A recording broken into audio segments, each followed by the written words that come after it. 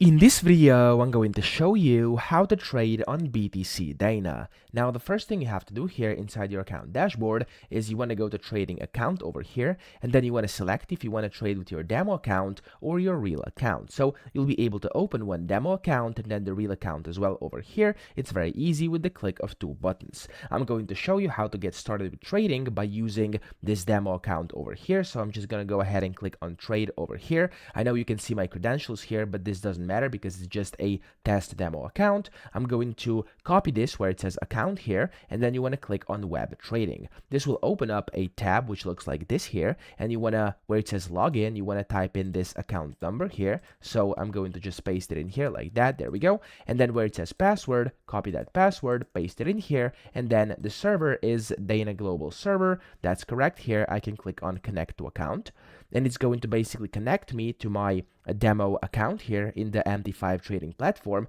Now, of course, you can do the same with the real account. Just make sure nobody can see the credentials for login.